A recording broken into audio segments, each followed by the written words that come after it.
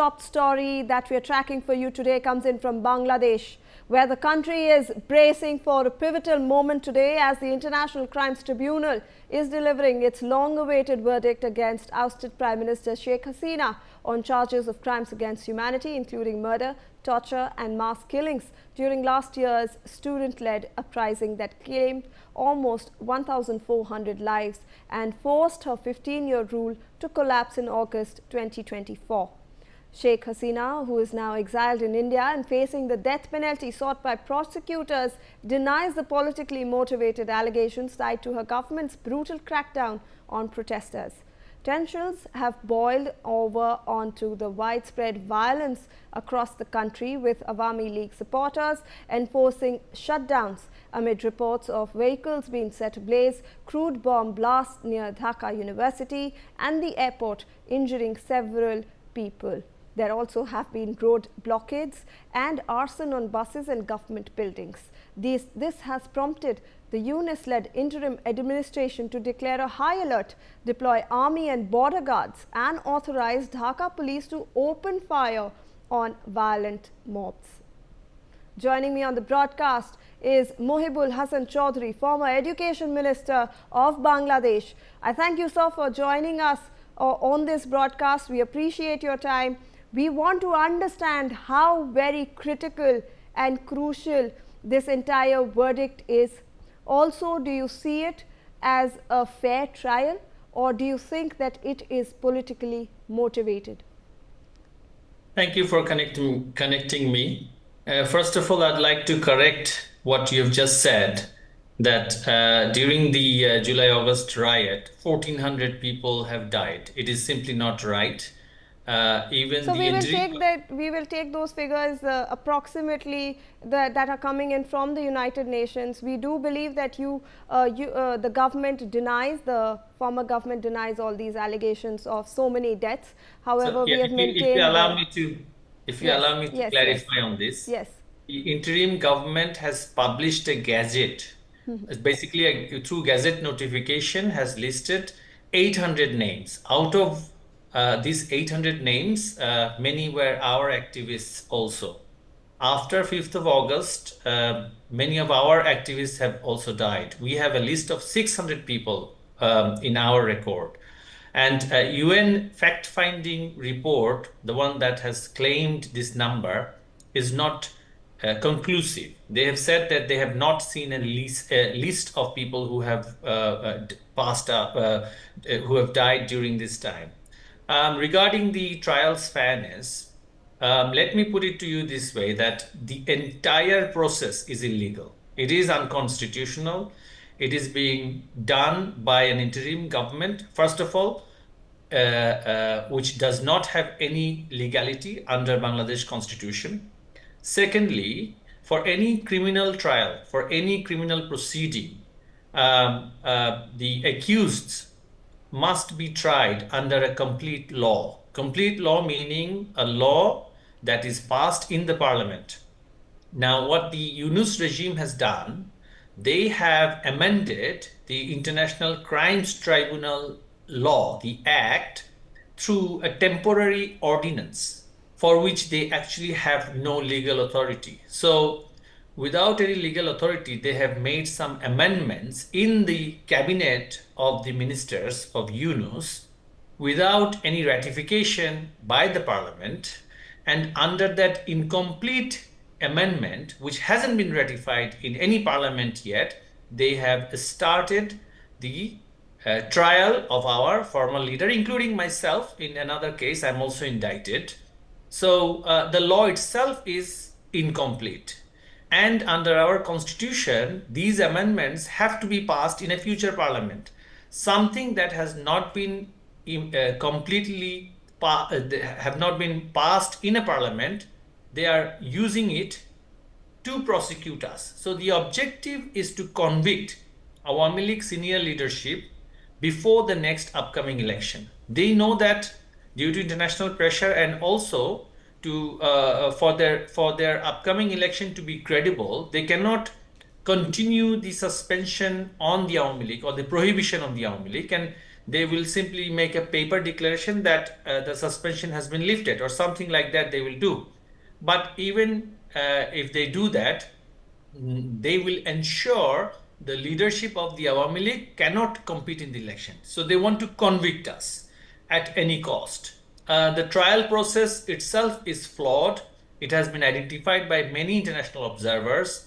International Parliamentary Union wanted to send observer to oversee the trial process. They denied them visa, and the so-called state-appointed attorney by the government himself is a partisan from the Jamaat Islami party.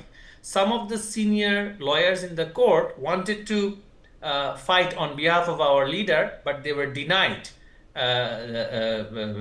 by the state that they can fight on behalf of our leader. So there was no legal access. If you look at the procedure, we were not represented legally through proper lawyers. The ordinance itself is illegal and unconstitutional because it is a pending law.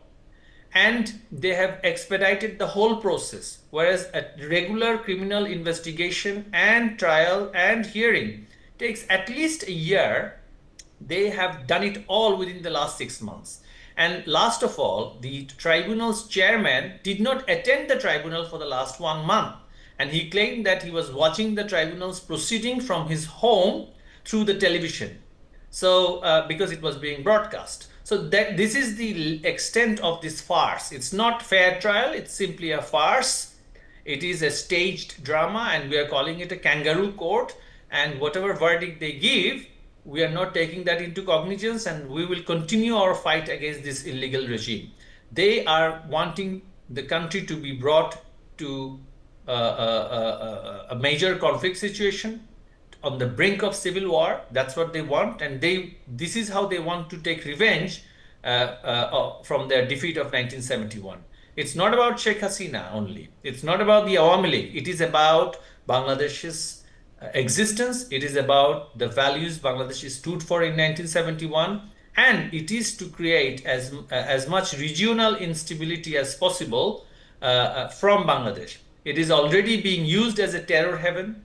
Jaish-e-Mohammed and Lashkar-e-Taiba are already active in Bangladesh. ISI officials have visited. Pakistan Army high officials have visited the country. They are already in discussion with the interim regime to start their operation within Bangladesh. So they want to use Bangladesh as a transit hub for terrorism in the region. Absolutely, sir. We do understand there has been a lot of criticism regarding this entire trial that has happened within a span of 6 months, the fairness of it, and in absentia, because Sheikh Hasina has not been present, and the charges against her are pretty serious. But how do you look at this affecting the country? Because today is the verdict, sir. We have been seeing that a lot of protests have again erupted across the country. Awami League has also called for shutdowns across the country because they know that this trial is not fair. They believe that this trial is not being conducted as per the constitution. So they have called for shutdowns. When the verdict comes, sir, today, how will the country react? Because it's already on the edge, sir. So how is it going to go forward for the country? We see nothing going forward positively. We see that the days coming will only be worse than how it is today. Already they are bringing in their cadres from across the country in the Dhaka city. Dhaka is their main focus.